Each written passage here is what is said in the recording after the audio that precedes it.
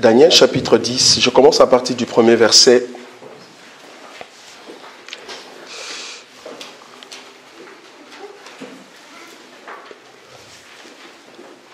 Vous y êtes? La 3e année de Cyrus, roi de Perse, une parole fut révélée à Daniel qu'on nommait Beltchassar. Cette parole, qui est véritable, annonce une grande calamité. J'aimerais que tu soulignes ça. L'ange qui va venir, il vient pour annoncer une calamité. Il fut attentif à cette parole et il eut l'intelligence de la vision. En ces temps-là, moi, Daniel, je fus 3 semaines dans le deuil. Il n'est pas dit dans le jeûne. C'est dans le deuil. 3 semaines dans le deuil. Je ne mangeais aucun mets délicat, car il n'entra ni viande, ni vin dans ma bouche, et je ne moignis point, jusqu'à ce que les 3 semaines fussent accomplies. Le 24e jour du 1er mois, j'étais au bord du grand fleuve, qui est Hiddekel. Je levai les yeux, je regardais, et voici il y avait un homme vêtu de lin, et ayant sur le rein une ceinture d'or d'Upaz. Je saute, je vais prendre encore une autre écriture. Je prends le verset 15.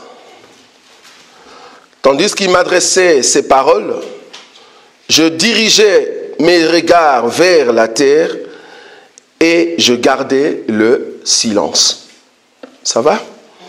Daniel chapitre 1er. Daniel chapitre 1er.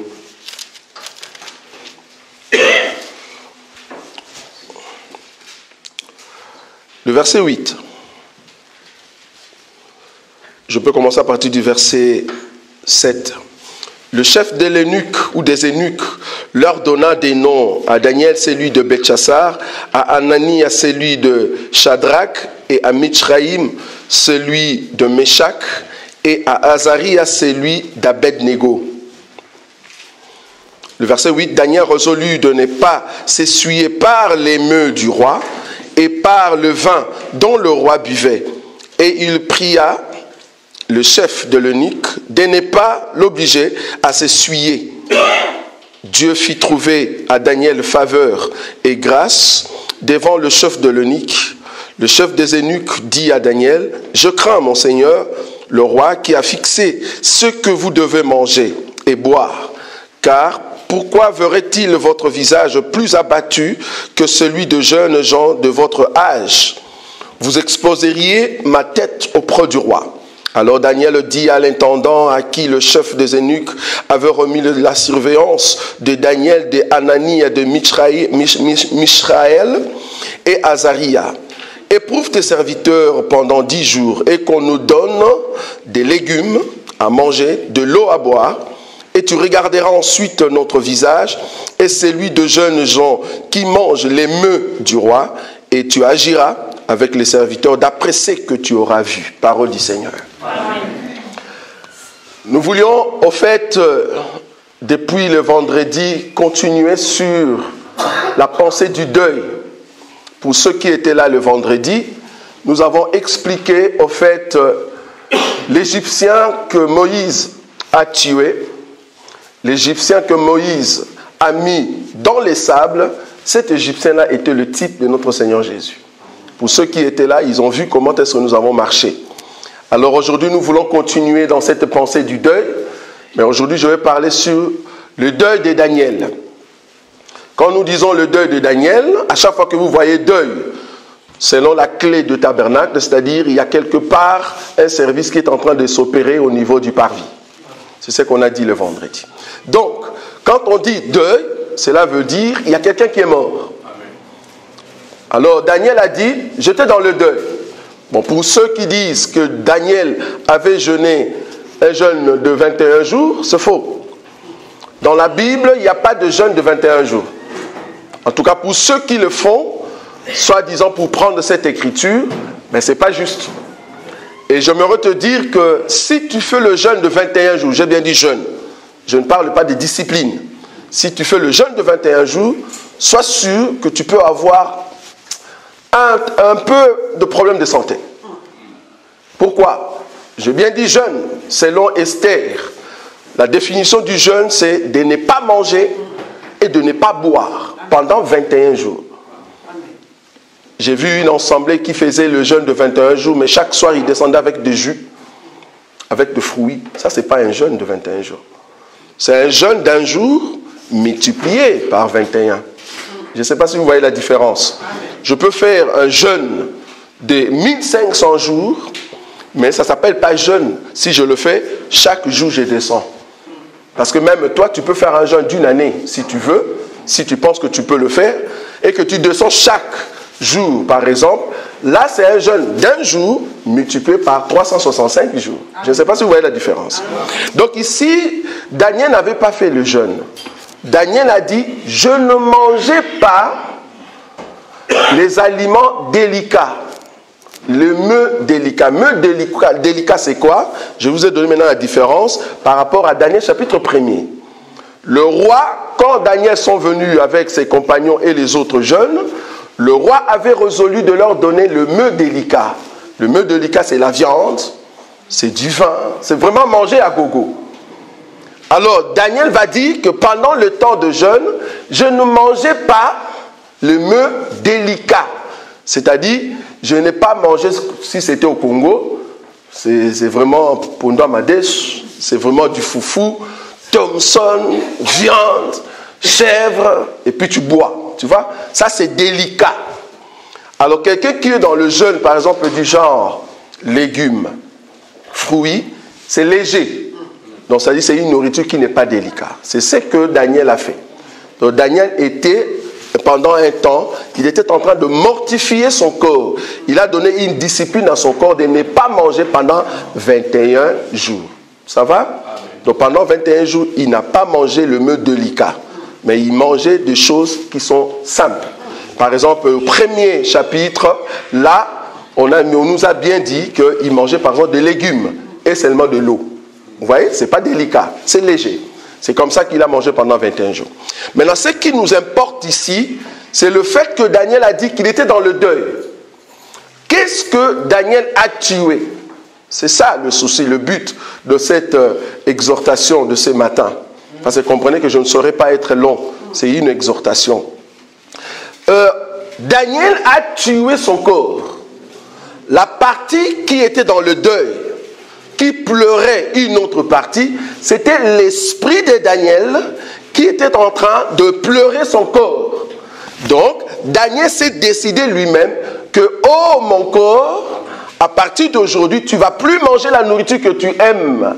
Je veux te discipliner. Je veux te mortifier. Est-ce que vous voyez? Donc, il a dit à son corps, tu ne vas pas manger de la nourriture délicate jusqu'à ce que le 21 jours fussent passés. Pourquoi? Parce que je veux entrer dans un temps de prière. Est-ce que vous voyez ça? Donc, c'est pendant ces temps-là, son corps a subi au fait une éducation. Son corps a subi au fait des coups. C'est ça le deuil. Le deuil en question, c'est le corps de Daniel qui souffrait. Qui était sur le parvis. Est-ce que vous voyez? Mais son esprit était en train maintenant de passer le temps de ce deuil-là. Est-ce que vous comprenez? Maintenant, nous voulons expliquer le mouvement de ce deuil par rapport d'abord à Christ et par rapport à l'exhortation que je vais t'apporter. Par rapport à Christ, le Seigneur Dieu, parce que la Bible dit que Jésus avait en lui-même, c'est la question aussi que le frère Jimmy nous a posée le vendredi. Est-ce que Jésus avait deux esprits par rapport à ce que j'avais dit une fois? Jésus n'avait pas deux esprits. Jésus avait un seul esprit, parce que la Bible dit, en lui habita toute la plénitude de la divinité. Est-ce que vous voyez ça? Donc, Jésus était 100% Dieu à l'intérieur, mais un Dieu qui se cache dans un corps. Est-ce que vous voyez? Les dieux qui se cachent dans un corps, c'est pour cela que Dieu est venu visiter l'homme. Il ne peut pas vivre avec toi, toi qui es matériel, alors que lui, il reste spirituel, enfin, esprit. Vous voyez? Pour venir visiter la terre, il a pris un corps. Et ces corps-là, c'est là-bas que nous disons Emmanuel, Dieu parmi nous. Parmi qui? Parmi les hommes. Mais comment est-ce qu'un Dieu parmi nous, il va être esprit? C'est pas possible. Pour qu'il soit parmi nous, il doit être homme. Vous voyez? Parce que les anges, quand ils venaient, c'était Dieu qui les a envoyés. Mais Dieu n'a pas dit, ange, vas-y, quand tu seras là-bas, la terre va dire Emmanuel. Non. Pour dire Emmanuel, c'est que Dieu a porté le corps comme les hommes. Et il va habiter au milieu de nous. Ça va? Alors, c'est Dieu-là qui a porté le corps.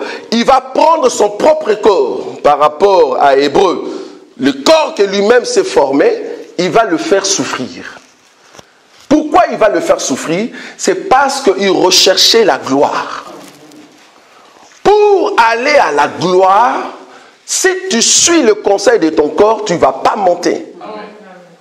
Tout homme qui veut réussir dans sa vie doit à tout prix punir son corps. Amen. Si tu ne punis pas ton corps, tu ne vas pas voir la gloire de Dieu.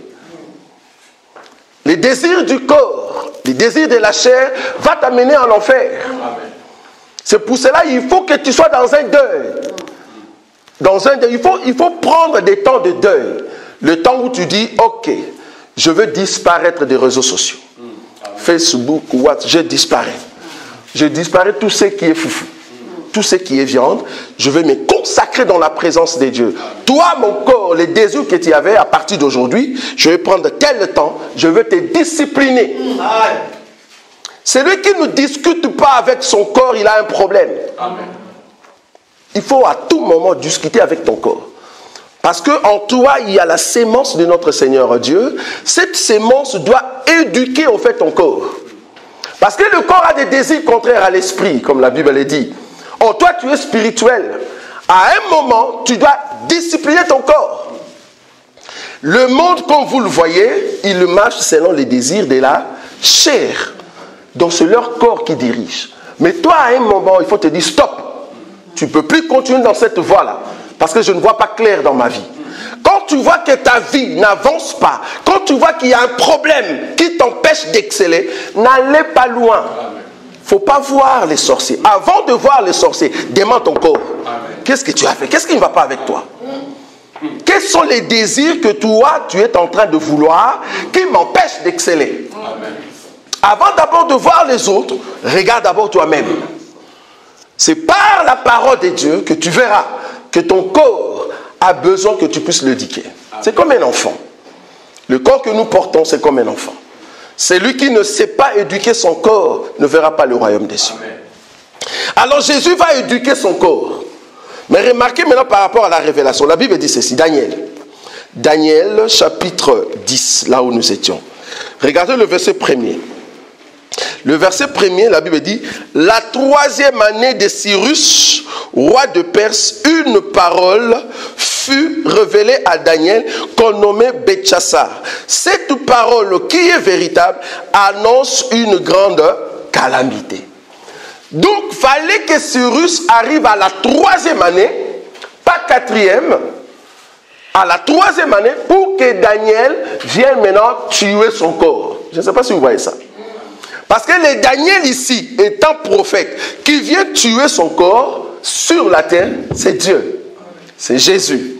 Mais avant que Jésus vienne et tuer son corps, il faut que Cyrus arrive à la 3e année.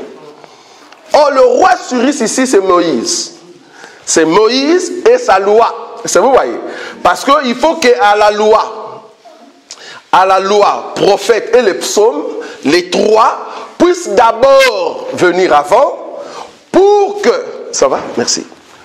Pour que le Seigneur vienne. Parce que le Seigneur est venu à la 4e année. Or, Cyrus, c'est les 3 ans. C'est au fait le temps de la loi, les prophètes et le psaume. Le 3 jours de la création. Il faut que ces 3 jours passent pour que nous puissions voir le soleil apparaître. Or, Daniel qui vient maintenant à la fin de la 3e année, c'est là-bas le Seigneur vient pour donner son corps.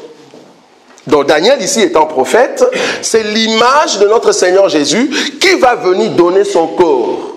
Remarquez, la Bible dit, c'était au fait quand au 1er mois. Or au 1er mois chez les Juifs, c'est le 4e mois chez nous, ça vous savez. Chez les Juifs, le 1er mois, mais nous, c'est le 4e mois. Ça va?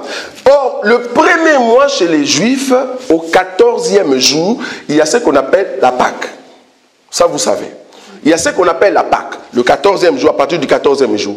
Or, pendant la Pâque, il faut tuer l'animal. Israël va faire la fête, va manger des viandes, va boire du vin. Mais Daniel dit, c'est pendant ces temps-là que Israël est en train de festoyer, moi je vais mourir.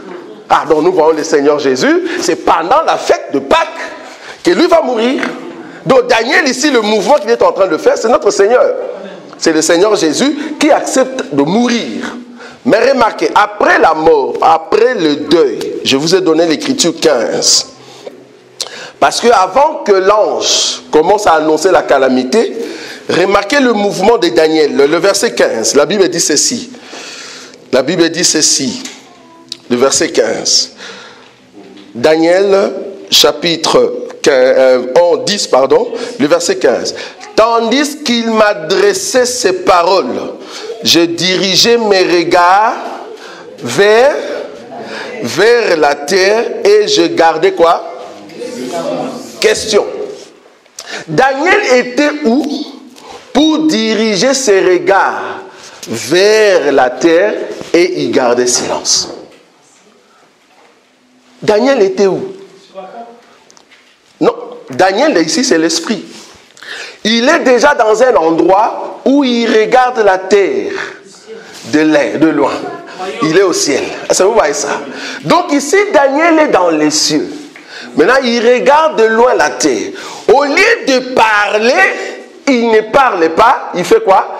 Il garde ciel. Quand est-ce que le peuple qui sera dans le ciel vont regarder la terre et que la terre est dans la calamité et que eux ils vont garder silence? C'est pendant la grande tribulation. Est-ce que vous avez vu ça? Parce que Apocalypse chapitre 8, le premier verset, la Bible dit, quand on sonna le 7e sceau, il y eut un silence où? Sur la terre. Il y eut un silence où? Dans les cieux. Donc c'est dans les cieux qu'ils vont regarder la terre comme ça, ils vont garder le silence. Donc Daniel ici, qui regarde la terre et il garde silence, c'est-à-dire il y a la grande tribulation qui est en train de frapper au fait de la terre.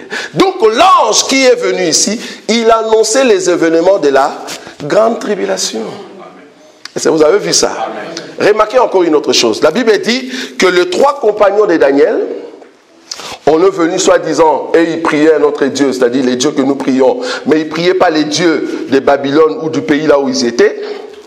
La Bible dit on vient les arrêter. On les a amenés dans une fournaise de feu. Ça va? Vous êtes d'accord avec moi? Daniel était où?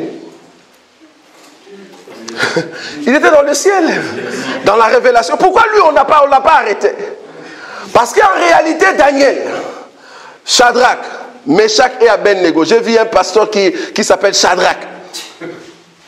Un pasteur qui s'appelle Shadrach. J'ai dit mais au lieu qu'on t'appelle Shadrach, moi je vais t'appeler Pharaon. Parce que Shadrach c'est le nom des dieux étrangers, frère. Tu ne peux pas donner à ton fils le nom de Shadrach. Bon, je suis désolé, mais la signification du nom de Shadrach, c'est un dieu étranger. C'est la Bible qui l'a dit, non, c'est pas moi. Meshach, c'est la même chose. Donc, Abednego, Meshach, Shadrach, Belchassar, ce sont des noms étrangers, des dieux étrangers. C'est comme si on appelait notre président qui s'appelait Joseph. On dit à partir d'aujourd'hui, tu n'es plus Joseph, on va t'appeler Tchafna Panayesh. Parce que c'était le nom de Joseph, non?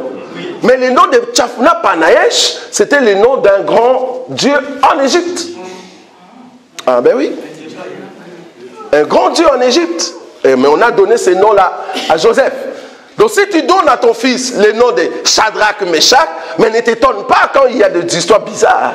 Il ne faut pas t'étonner, c'est toi-même qui as donné ce nom. Il fallait demander la signification. Ce sont des noms des dieux étrangers.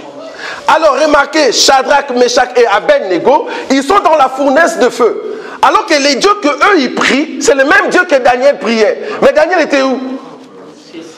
Parce que les 4 personnes, Daniel, Shadrach, Meshach et Abednego, c'est l'image de la terre, là où nous sommes toi et moi maintenant. Or, la Bible dit que la terre est subdivisée en 4, selon l'enseignement des semeurs.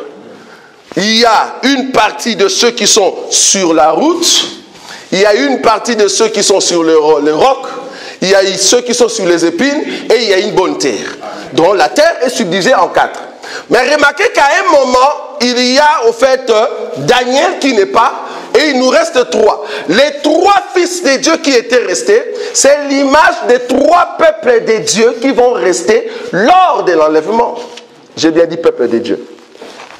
Lors de l'enlèvement, le peuple de Dieu, de ceux qui vont entrer dans l'alliance, nous avons les 144 000, la Vierge folle et le reste d'Israël. Ils vont passer dans la fournaise de feu, c'est-à-dire ils vont passer dans la souffrance. C'est ça les 3 compagnons de Daniel. Est-ce que vous voyez ça? Ceux qui passent dans la fournaise de feu, c'est les 3 compagnons de Daniel. C'est au fait les 3 peuples qui vont passer dans la grande tribulation. Parce que Daniel ne sera pas là. Daniel est au ciel. Daniel, c'est moi. C'est toi. Parce que si tu n'es pas Daniel, alors tu es Shadrach. Ok, Shadrach, tu vas rester. C'est bien avec ton nom. Abednego. Est-ce que vous comprenez ça? Donc les 3 compagnons est l'image de 3 peuples qui sont peuples de Dieu, mais immatures, mais qui vont rester après l'enlèvement. Parce que Daniel ne sera pas là. Donc, Daniel était dans le ciel et il regarde la souffrance de la terre, la grande tribulation. Alors, il garde silence. Il a gardé silence parce que le ciel, pendant ces temps-là, vont garder silence. Le silence en question, c'est-à-dire, il n'y a plus d'adoration. Il n'y a plus d'adoration qui monte auprès de Dieu. Pourquoi il garde silence? Et pourquoi Dieu peut l'amener maintenant au ciel pour regarder la terre de loin? C'est parce qu'il a tué ce qui faisait l'impact avec la terre. Or, le corps, c'est l'impact de la terre.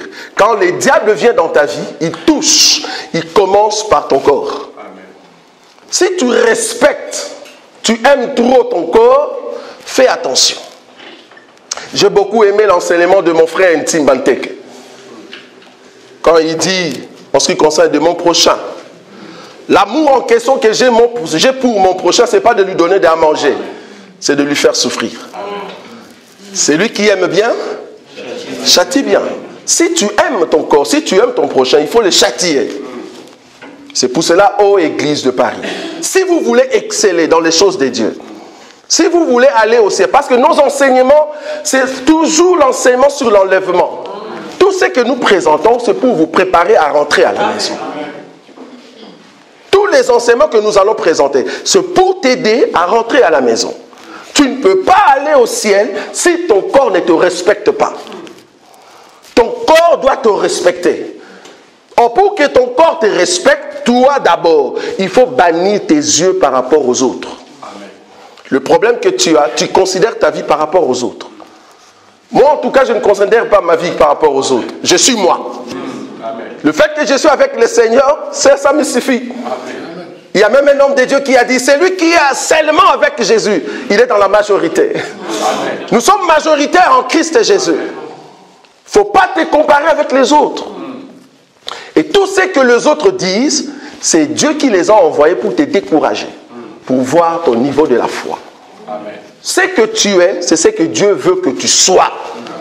Maintenant, c'est à toi de corriger, de diriger ton corps. Dire à ton corps, assez, c'est bon pour ces temps. Je veux maintenant que tu puisses te consacrer au Seigneur. Tu as besoin de voir la main de Dieu. Tu as besoin de voir comment est-ce que Dieu travaille. Dieu travaille toujours avec ceux qui ont reçu la forme. Amen. Si tu n'as pas de forme, remarquez, Noé va venir, il vient. Dieu lui a dit, tu vas faire l'arche. C'est quel bois? Bois de gopher. C'est ça, non? Il a fait l'arche avec bois de gopher. Mais tu vas entrer dans la forêt, tu vas prendre le bois en question, mais il ne faut pas le mettre directement pour la fabrication de l'arche. Sinon, il y aura des trous et l'eau va entrer. Parce qu'il faut comprendre que le bois de gopher doit s'associer à un autre bois de gopher avec cet amour, avec cette façon de s'accoupler. C'est là-bas que l'eau ne saura pas entrer. Dieu dit, ok, tu vas le faire avec le bois de gopher. Mais ces bois-là, pour qu'ils deviennent l'arche, il faut que Noé redresse, taille au fait le bois. C'est en taillant le bois avec l'autre bois, il le met ensemble. Comme il y aura toujours des problèmes, pour que les deux ne puissent pas permettre à l'eau d'entrer, Dieu lui a dit, mets du poids. Le poids, c'était des goudrons. Alors Noé va prendre des goudrons, il met entre les deux pour que l'eau n'entre pas. Entre toi et ton corps, la seule chose qui peut te solidifier pour que ton corps ait la forme, parce qu'il faut comprendre que quand nous irons au ciel, nous qui sommes esprits, pour que ton corps, ton prochain aille avec toi, il faut que ton prochain te respecte. Amen. Si ton prochain te respecte, alors le jour où tu monteras, quand tu vas changer le corps, c'est ton corps qui change. Donc ton corps va bénéficier aussi d'un changement pour aller au ciel. J'ai vu un homme qui était en train de faire l'image, l'illustration de l'enlèvement. L'esprit est parti et puis le corps est tombé. Je dis non, ça ne sera pas comme ça. Et puis j'ai vu les gens, c'est comme si les pantalons, même les pantalons sont tombés. C'était à l'église, le pasteur prêchait et puis l'enlèvement, poum, les pantalons sont tombés. Mais non, le pantalon est tombé, c'est grave. Je lui ai posé la question, quand Jésus était ressuscité, pasteur, la Bible dit à la croix, il était nu. On a pris un bandon. C'est ça, non? On a mis sur Jésus. On l'a amené dans les sépulcres. Pierre et Jean sont venus, arrivés là-bas, ils ont trouvé des bandons. C'est ça, non? Le Seigneur n'était pas là. Alors qu'il a été crucifié nu. Mais quand Marie est venue, Jésus l'a appelée Marie. Marie a regardé comme ça. Jésus avec quel habit? Est-ce qu'il était nu? Parce que Marie va fouiller. Yes. Adam. Adam. Elle va fouiller. Vous êtes d'accord avec moi? C'est parce que une personne qui est dans la gloire a des habits de gloire. Amen. Or, les habits de gloire manifestent la nudité de Dieu.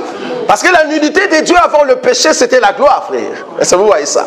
La nudité est venue pécher parce que l'homme a commis le péché. Mais la nudité avant le péché, c'était la gloire. Donc, une tenue spéciale, comme je peux le dire. Donc, tout homme qui va aller en enlèvement, nous allons porter un autre habit. Un habit de gloire. Les habits que j'ai, ça va se transformer. Ça va se transformer dans la gloire. Je vais te donner un deuxième témoin. La Bible dit que Jésus, il a amené les disciples lors de la transfiguration. Il n'a pas enlevé les habits pour mettre un autre habit. C'était les mêmes habits qui a changé. Vous voyez ça? Ça, c'est un autre témoin. Donc, nos habits ici vont changer. Et nous allons porter un nouveau corps. Mais pour que tu montes, il faut que ton corps te respecte. Bien-aimé, tu ne peux pas exceller dans les choses de Dieu si ton corps ne te respecte pas. Quand ton corps te dit vole, il faut lui dire non. Quand ton corps te dit fume, tu lui dis non. Parce que l'enseignement que j'ai, je ne peux pas te donner cela. À un moment, tu dois faire ce qu'on appelle examen de conscience. Toi-même, devant le péché, tu dis non, je ne te donne pas. Et tu vas voir, plus le corps a la force de t'envoyer vers le péché, c'est parce que spirituellement, tu n'es pas fort. Amen. Pour que tu sois fort spirituellement, pour que Daniel puisse voir l'ange, il doit dire à son corps, tu ne manges pas 21 jours. Ou soit, tu vas manger, mais pas des aliments délicats. C'est-à-dire la discipline spirituelle. Donc, pour que tu puisses voir la grandeur de Dieu, à un moment, entre dans la présence de Dieu. Il y a un bien-aimé congolais que j'aime bien. Il a chanté « Cache-toi ». Je ne sais pas si vous voyez cette chanson. Celui qui se voit tout le temps dans le public, celui qui est tout le temps dans le monde, tout le temps aux yeux des gens, jusqu'à ce que tu vas tomber. À un moment, il faut te dire, je veux me cacher. Je veux chercher la face de Dieu. Je veux demeurer dans la présence de Dieu pour que Dieu se révèle à moi. Et c'est comme ça que tu iras au ciel. Tout le temps, tu es réseaux sociaux. J'ai vu même de frères et de sœurs. Bon, je ne sais pas, bon, il se pourrait que ton portable était toujours allumé. Mais vers 3 h du matin, tu es toujours en ligne. Bon, chose bizarre, tu lui dis bonjour à 3 h du matin. Et puis, bonjour, la ligne a noté.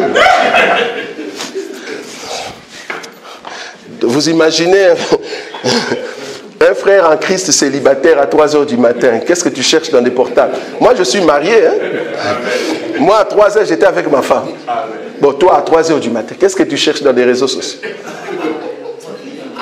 Parce qu'à 3 h du matin, tu n'auras pas de sœur en Christ à cette heure-là. En tout cas, une sœur en Christ à 3 h du matin, il y a un petit souci. Cette sœur-là, elle cherche qui à 3 h du matin? Et toi, le frère, à 3 h du matin, ça ne va pas. C'est juste pour te dire que si tu me vois te saluer à 3 h du matin, ne réponds pas. Parce que je saurais que toi là, tu es encore là. Moi, je suis marié, il n'y a pas de souci. Ça va? C'est juste pour te dire que le monde attire nos vies vers ce qui est malsain. Pour enlever la gloire que nous avons. C'est à toi maintenant en esprit de dire à ton corps, je ne veux pas. Parce qu'il y a de mouvements, des sensations qui surgissent. Si tu n'as pas l'esprit de Dieu, c'est le corps qui prend le devant. Et quand ton corps prend toujours les devants, c'est ce que nous avons dit dans l'enseignement de l'homme et la femme, c'est une femme qui est en train de prêcher. Parce que le corps que nous avons, c'est notre femme, ça vous savez. Amen. Nous sommes en train d'entretenir le corps comme on entretient en fait une femme. Notre corps, c'est une femme. Amen. Quand la femme te dit vol et que tu voles, la femme te dit insulte, tu insultes. Ce que tu es en train de faire, c'est une femme qui est en train de te pousser vers le mal. C'est ce que nous disons, la femme qui prêche, qui a pris de l'autorité sur toi. Tu dois dire à ton corps, non. Si le Seigneur Jésus a vu la gloire, parce que Jésus à un moment, il a compris que son corps, en tout cas son corps, parce qu'il savait très bien, parce que le problème ici, dans notre évangile, l'homme ne souffre pas. C'est la femme qui souffre. Ça, vous êtes d'accord, non? Parce qu'en réalité, l'homme ne souffre pas. C'est la femme qui souffre. Comment? Il faut me poser la question comment. C'est le corps de Jésus qui a souffert. Tous les coups, les crachats, c'était le corps qui avait souffert. C'était le corps en fait, un instant, parce qu'il y a quelqu'un qui nous appelle. Donc, c'était en fait, comment on dit? C'était la femme en fait. Parce que le corps de notre Seigneur Jésus, qui a souffert à la croix, qui a reçu de coups, et qui était au fait en train de saigner, son esprit était là. C'est-à-dire l'esprit de notre Dieu. Et il voyait la souffrance de sa femme. Vous voyez? Mais Dieu a permis cela, c'est pour monter à la gloire. Alors à un moment, quand le corps avait réalisé cette souffrance, le corps a poussé le Seigneur, a dit, va demander un peu à ton Père. Jésus à un moment, quand il souffrait avec cette souffrance-là, le corps a vu la dimension de cette souffrance. Jésus est parti prier, il a dit, Seigneur, est-ce qu'il n'y a pas possibilité que tu enlèves cette coupe? Pourquoi il a prié comme ça? C'est parce qu'il a vu la souffrance.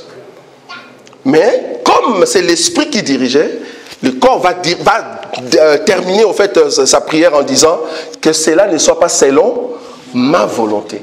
Quand il dit selon ma volonté, les mains là c'est qui? C'est le corps. Le corps qui te respecte va dire je veux faire ça, mais je demande d'abord permission. Ça c'est une bonne femme. Ça vous voyez ça? Que cela ne soit pas selon ma volonté, mais selon la tienne. Or, la volonté de celui qui est autorité, c'était l'esprit qui était à l'intérieur. Une bonne femme, tout ce qu'elle veut faire, doit demander à son mari. Amen. Si tu vois une femme qui est en train de faire des choses sans demander son mari, la tontine, hein, on nous a posé la question. Hein, la tontine. Tu vas voir, tu es avec une femme, vous gagnez 1500, 1500, 3000. L'argent à la maison, tu lui donnes pour faire des achats, mais elle a des tontines, 2 tontines. Mais toi, tu ne sais pas, elle paye combien là-bas. Elle fait des tontines à côté, toi, tu ne sais pas. Tu vas demander, mais non, l'argent est déjà fini. Ah, fini comment? Ah non, mais tu sais, telle facture, telle facture. Mais en réalité, elle fait des tontines et toi, tu ne sais pas. Une bonne femme doit toujours dire à son mari ce qu'elle est en train de faire. Je ne dis pas que tu vas aller au marché et puis tu lui dis, je vais au marché, je vais acheter le pain, qu'est-ce que tu dis? Non, ça c'est ta tâche. Il y a des tâches pour la femme, elle n'a pas besoin de demander. Ici, je suis en train de parler de l'organisation. De choses qui peuvent t'amener à des choses bizarres. J'ai vu des femmes qui annoncent à son mari que je veux dans un deuil, mais la femme est déjà vêtue. Non, ça ne se passe pas comme ça. Tu iras dans un deuil le samedi, le lundi, tu dis, le samedi, j'ai envie d'aller dans un deuil, qu'est-ce que tu en dis? Tu as besoin de la permission de ton mari, parce qu'en réalité, la personne qui te garde après Dieu, c'est ton mari. Amen. Pourquoi ton mari? Parce que quand tu étais enfant, c'était ton parent, c'était ton papa. Vous êtes d'accord avec moi? Or, depuis que ton mari t'a épousé, en fait, il a pris l'autorité parentale qui était sur toi. Donc, c'est le mari maintenant qui a l'autorité sur toi. Tu ne peux pas aller dans un deuil comme ça, le mari ne sait pas. C'est grave. Donc tu viens dans une veillée et tu dis pas à ton mari. Tu veux qu'il pense à quoi? Dans notre évangile, si tu viens à la veillée et que tu n'as pas dit à ton mari, nous allons prier Seigneur que sa prière ne monte pas. Aide ma soeur à comprendre que l'autorité qui est sur elle, c'est son mari. Comment tu vas prier Dieu quand tu rentres, le mari va commencer à se fâcher? Et tu veux que Dieu t'écoute? Non. C'est parce que ton corps veut dominer ton mari. Non. Tu ne peux pas dominer le mari. Il y a d'autres qui ont dit, ah, vous êtes des machos. Non. Nous servons un Dieu qui est macho, ça vous ne saviez pas. Un Dieu qui est très macho. Et par ce machisme, comme on dit, Dieu nous a appris à être une femme. Ce n'est pas l'enseignement. Donc une femme qui ne respecte pas son mari, c'est une femme qui est maudite. Sous la malédiction. Et une femme maudite, c'est une femme païenne. Mais si toi, tu es une fille de Dieu, tu dois respecter ton mari. De la même manière que ton corps doit te respecter, tu dois aussi respecter ton mari. Et un homme qui tape tout le temps sa femme, c'est un homme qui est maudit. Si tu vois un homme qui fait de sa femme un sac de boxe, comprends que cet homme-là est maudit. Pourquoi? Parce que tu ne peux pas tabasser ton corps. Mais tu dois éduquer ton corps. Il y a beaucoup de manières pour éduquer une femme. Une fois je dis, moi pour éduquer ma femme, je lui dis, ok, parce que tu as fait ça, je ne veux pas manger. Il y avait une soeur, elle dit, ah, mais ça m'arrange. Ça m'arrange d'ailleurs. Ça m'arrange comme ça, je ne veux pas préparer. J'ai dit, non, non, non, non. Je comprends que tu es célibataire. Si tu comprenais qu'une femme, quand elle est dans la cuisine, elle prépare pour son mari, le cœur de joie qu'elle a, tu es célibataire, je comprends. Et en réalité, la soeur était célibataire. Voilà. Parce que si tu es marié et que ton mari ne mange pas ta nourriture, ça fait trop mal. C'est une éducation. Je ne vais pas te taper, je te dis, je ne mange pas. J'entre à jeûne, 3 jours. Je ne mange pas. Mais en même temps, il y a Maléo, tu comprends, hein? Maléo. Mais je viens à la maison comme si je n'ai pas mangé. Là, c'est une éducation terrible. Toi-même, tu vas commencer, tu vas venir, je vais préparer. Et puis, tu vas voir que la table change. Il y a maintenant de décor. Mais avant, il n'y avait pas de décor. Pourquoi? Parce que tu as changé une manière. Est-ce que vous comprenez? Donc, il y a plusieurs manières d'éduquer sa femme. Si tu vois que cette éducation ne tient pas, comprends que ta femme n'a pas encore le niveau de la maturité spirituelle. On doit éduquer nos corps pour que nous puissions hériter le royaume des cieux. Amen. Amen. Nous allons prier. Tendre Père, nous te disons un grand merci. Nous voulons aller au ciel avec toi. Mais il faut que nos corps nous respectent. Permets que la parole que tu nous donnes, nous puissions aider notre corps à respecter ta parole. Là où tu as dit non par rapport au péché, que nos corps écoutent l'enseignement de l'époux qui est en nous et que le corps respecte cette parole. C'est pour cela que nous avons besoin de ton enseignement, car ton enseignement nous aide à éduquer réellement notre chair, parce que tu es Dieu. Bénis Seigneur cet enseignement, bénis toute personne qui a écouté cette parole, afin de le mettre en pratique, et nous ne manquerons pas de témoigner ta grandeur, parce que tu es notre Dieu. En ton nom, Jésus-Christ, que nous avons ainsi prié. Amen. Amen.